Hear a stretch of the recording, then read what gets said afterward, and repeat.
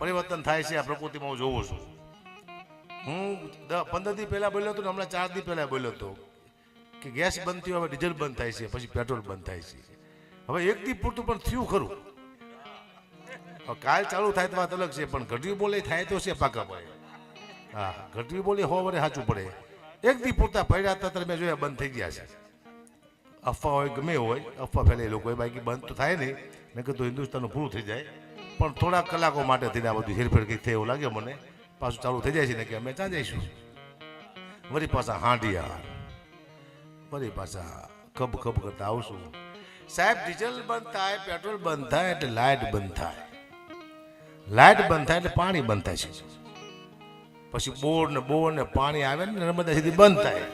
એ બંધ થાય એટલે આપણું છે ને ઘણું બધું વસ્તુ બંધ થઈ જાય. કારણ કે આપણા મૂળ કેવું જીવતા હતા એ જીવન જીવતા શીખવાડી દે ખરું. હું તો કહું છું 2 મહિના પૂરતું આવું થવું જોઈએ, દુનિયાને ખબર પડે કે હકીકતમાં જીવવા માટે કેટલી વસ્તુની જરૂર પડે છે. શાક રોટલી બેની જરૂર પડે છે, ટીવી પંખો ફ્રીજ ને ગાડી, આની કોઈ જરૂર પડતી હતી પાકા પાયે.